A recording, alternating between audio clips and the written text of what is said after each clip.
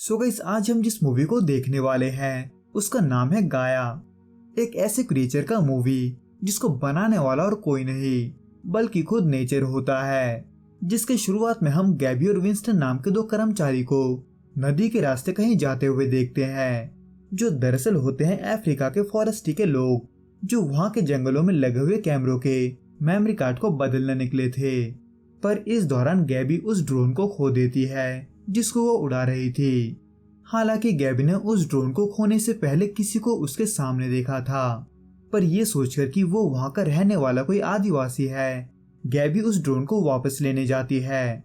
वैसे तो विंस्टन उसे जाने से मना करता है, पर अब जब गैबी नहीं मानती तो ऐसे में विंस्टन उसे 1 घंटे में लौटने को बोलकर नदी किनारे छोड़ देता है।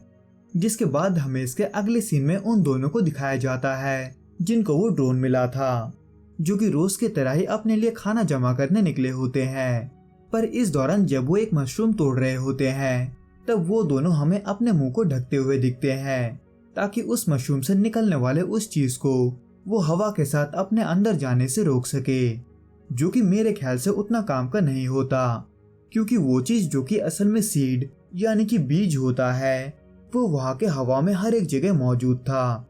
लेकिन इन सभी बातों से अनजान गैबी को अब भी उसका ड्रोन नहीं मिलता, उल्टा वो वहां पर खो जाती है, जिसके वजह से वो वापस जाने के लिए नक्शा देख ही रही होती है कि उसे अपने पास के झाड़ियों के बीच कुछ दिखाई देता है, जिसके अजीब आवाजों को सुनकर वो डर के मारे वहां से भागने लगती है। लेकिन इस हड़बड़ी में वो उस जाल का शिकार बन जाती है जिसको कुछ देर पहले उन दो आदिवासियों ने किसी जानवर को पकड़ने के लिए लगाया था, जिसके वजह से गैबी दर्द के मारे चिल्लाने लगती है, जिसको सुनकर विंस्टन, जो कि उससे कुछ ही दूर एक कैमरे के मेमोरी कार्ड को बदल रहा था, वो गैबी के आवाज को सुनकर उसको ढूंढने निकलता है। जबकि वहीं गैबी जैसे तैसे उस जाल से निकलकर जख्मी हाल में ही वहां से विंस्टन के पास जाने की कोशिश करती है, इस बात से अनजान कि वो विंस्टन के पास जाने के बजाय उल्टा घने जंगलों की ओर बढ़ रही है, जहाँ कुछ देर में ही अंधेरा हो जाता है। पर जो चीज वहाँ गैबी का ध्यान खींचता है वो होता है अंधेरे के बीच लाल रोशनी, जिसको फॉलो करते करते हुए एक घर देखकर वहाँ आराम करने के लिए रुकती है। लेकिन उसके थोड़ी देर बाद जब गैबी सो जाती है तब वो दो आदिवासी यानी कि बार्नेट और स्टेफन हमें फिर से दिखाई देते हैं, क्योंकि वो घर उन्हीं का था, जो गैबी को जख्मी देख उसका मलहम पट्टी करने के बाद उसे खाना भी देते हैं। लेकिन वही दूसरी तरफ विंस्टन, जो अब भी गैबी को ढूंढने में लगा था, वो अचानक एक डरावने क्रिएचर को अपने पास आता देख वहां से भागने लगता है, जिससे वो जैसे तैसे बचकर छुप तो जाता है, पर तभी पेड़ के जड़ जैसा चीज उसके कान में घुसकर उसे इन्फेक्टेड कर देता है। जिसके बाद उसके अगली सुबह हमें स्टेफन गैबी के पैर पर कुछ जड़ी बूटी लगाते हुए दिखता है, और गैबी जो कि सोई हुई थी वो सपने में अपने हाथ में फंगस जैसी चीजों को निकलता देख डर के मारे जाग जाती है, जो कि जागने के बाद किसी को अपने पास न पाकर विंस्टन को वॉकी टॉकी के जरिए कांटेक्ट करती है। हालांकि विंस्टन जवाब तो देता है, पर इस तरह से जैसे कि वो तड़प रहा हो, इसलिए गैबी इस उम्मीद में आग जलाकर धुआं करती है ताकि रेस्क्यू टीम उन्हें ढूंढ सके।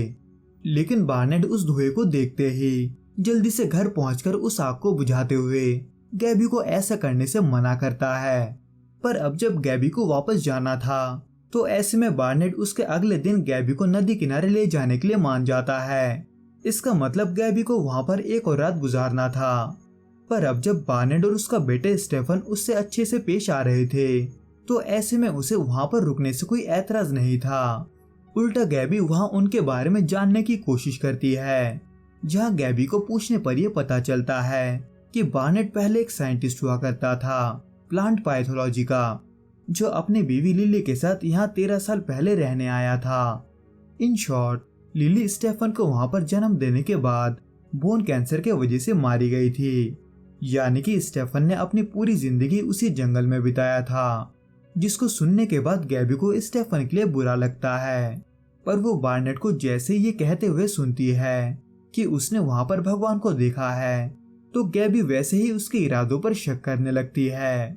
पर अपने पैर के गहरे घाव को इतने जल्दी ठीक होता देख उसे भी ये समझने में दिक्कत होता है कि वहां क्या चल रहा है।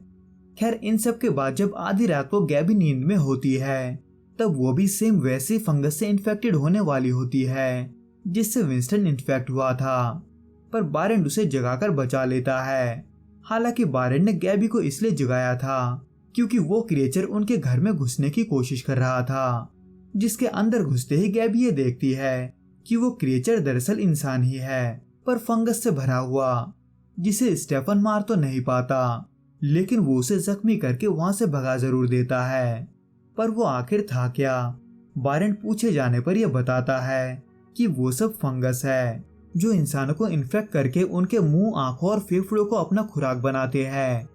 इन शॉर्ट, इन फंगस को कंट्रोल करने वाले को ही बारेंट अब तक भगवान बुला रहा था, जो कि उसके हिसाब से पूरी दुनिया में फैलना शुरू हो चुका था, जो कि अगर देखा जाए तो सही भी होता है, क्योंकि फंगस हमारे पृथ्वी के सबसे बड़े ऑर्गेनिज्म में से एक है जो हम सबके पहले से ही इस पृथ्वी में रह रहा था। खैर, इन सब के बाद जब वो सभी सोने चले जाते हैं तब गैबी एक अजीब सपने को देखकर उठ जाती है जिसमें कोई उसे छू रहा होता है, पर अब जब वो सिर्फ एक सपना था तो ऐसे में वो उसकी परवाह ना करते हुए स्टेफन के साथ घुलने मिलने लगती है। और अब जब स्टेफन पहले किसी लड़की से नहीं मिला था तो ऐसे में उसे गैबी में शुरू से ही दिलचस्पी होता है, जिसके वजह से उन दोनों को एक दूसरे के साथ कनेक्शन बनाने में ज्यादा वक्त नहीं लगता।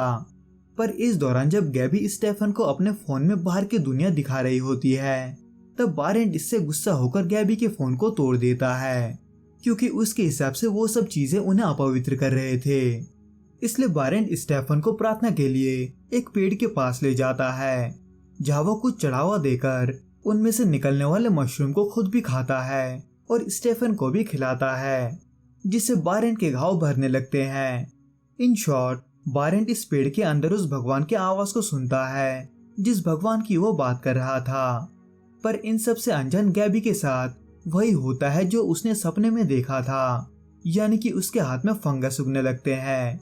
जिसको देखकर स्टेफन परेशान हो जाता है, क्योंकि पहला तो उसे ये पता था कि गैबी के साथ क्या हो रहा है और दूसरा वो गैबी की परवाह करने लगा था। पर अब जब गैबी के जाने का वक्त हो गया था तो ऐसे में बारेंट उसे अपने साथ नदी किनारे छोड़ने ले जाता है। पर वहां जाते जाते गैबी को पास से किसी रेडियो का आवाज सुनाई देता है जो कि वहां से आ रहा था जहां पर विंस्टन था। पर विंस्टन का शरीर फंगस से भर चुका था, इस कदर कि वह दर्द से मुक्ति पाने के लिए गैबी को उसे मारने के लिए बोलता है।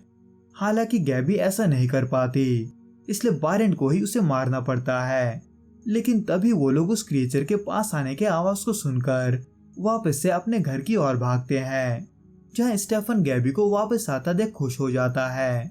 लेकिन रात होते ही गैबी एक बार फिर से कुछ फंगस को अपने पैरों में उगता हुआ देखती है, इसलिए वो बारेंट से इसका दवाई मांगती है, क्योंकि उसे ये यकीन था कि बारेंट के पास इसका दवाई जरूर होगा। इसलिए बारेंट उसी रात के अंधेरे में उस पेड़ के पास फिर से प्रार्थना के लिए जाता है। पर वहां जाकर वो उस पेड़ के अंदर जो कुछ देखता है वो उससे घबराकर खाली हाथ वापस आता है। हालांकि उसके अगली सुबह वो खाली हाथ वापस नहीं आता, लेकिन वो सिर्फ अपने और अपने बेटे स्टेफन के लिए वो मशरूम लाता है। इसलिए स्टेफन चोरी से अपना मशरूम गैबी को दे देता है। इन शॉर्ट, इस मशरूम के वजह से बारेंट और स्टेफन फंगस से इन्फेक्ट नहीं हो रहे थे, जिसका असर गैबी को भी तभी दिखने लग जाता है जब उस मशरूम को खाते ही उसके पैर का फंगस सूख जाता है, जिसकी वजह से गैबी शहर लौटने से मना करते हुए वहीं रुकने का फैसला करती है, जो कि स्टेफन पहले से ही चाहता था। इसलिए देखते ही देखते स्टेफन गैबी से और भी ज्यादा घुलने मिलने लगता है। इन शॉर्ट, वो इन सब के वजह से इतना ज्यादा करीब आ जाते हैं कि स्टेफन गैबी को अपने माँ से मिलाने ले जाता है, जो असल में मरी तो नहीं थी, लेकिन वो एक पेड़ का हिस्सा बन चुकी थी। इसलिए ये अच्छे से समझने के लिए कि वो सब क्या है, बारेंट उसे एक रस्म के मुताबिक कुछ देर के लिए बेहोश कर देता है, जिसके वजह से गैबी उन सब सपनों को एक बार फिर से देखने लगती है जिनको वो इतने समय से अधूरे और वहां आने के बाद देख रही थी। इन शॉर्ट, उन सपनों को देखकर गैबी ये समझ जाती है कि बारेंट जिस भी भगवान की बात कर रहा है उसे स्टेफन की बलि चाहिए। इनफैक्ट यही वो रीजन था जिसके वजह से बारेंट उस रात को घबराकर खाली हाथ वापस लौटा था। लेकिन ना तो गैबी स्टेफन को ये बात बताती है और ना ही बारेंट। हालांकि बारेंट और गैबी आपस में स्टेफन के बलि के बारे में बात करते हैं, पर अब जब गैबी स्टेफन को मरने नहीं देना चाहती थी तो वो ऐसे में स्टेफन को उसके साथ शहर चलने के लिए मना लेती है। पर उनको जाता देख बारेंट एक बार फिर से अपने फजूल के बातों से स्टेफन को जाने से रोक लेता है। इसलिए जहां एक तरफ गैबी अकेले शहर की तरफ बढ़ती है, वह दूसरी तरफ बारेंट शिकार के बहाने स्टेफन को बलि देने ले जाता है, जिसके वजह से गैबी बीच रास्ते से ही वापस आकर बारेंट को रोकने की कोशिश करती है। पर अब जब बारेंट बिना बलि दिए नहीं रुकने वाला था तो ऐसे में स्टेफन बारेंट को रोकने के लिए पीछे से चाकू मार देता है। लेकिन इन सब के वजह से अब जब बारेंट के भगवान को बलि नहीं मिला था तो उस पेड़ से ऐसे में वो मशरूम निकलना बंद हो जाता है, जिसके वजह से फंगस से इन्फेक्ट नहीं हो रहे थे, जिसके वजह से बारेंट भी धीरे धीरे उन्हीं क्रिएचर्स में से एक में बदलने लगता है। पर बारेंट ही अकेला इसका शिकार नहीं होता, बल्कि कुछ ही दिनों में गैबी पर भी इसका असर दिखना शुरू हो जाता है, जहां गैबी अपने आखिरी पलों में स्टेफन को वहां से जाने को बोलती है।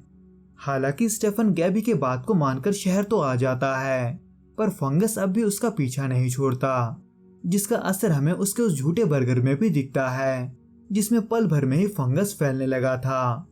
इन शॉर्ट, फिल्म के आखिर में बारेंट के बात ही सही साबित होने लगते हैं कि फंगस, जो इस दुनिया के सबसे बड़े और पुराने ऑर्गेनिज्म में से एक है, वो अपने बीजों के जरिए चारों तरफ फैलना शुरू हो चुका है। सो गाइस, इस वीडियो में बस इतना ही। मैं आपसे फिर मिलूंगा कुछ नए और ऐसे अनोखे मूवीज के साथ। अगर आपको ये वीडियो पसंद आए तो प्लीज इस वीडियो को लाइक, शेयर और प्लीज इस चैनल को सब्सक्राइब जरूर करें। Till then, goodbye and be safe.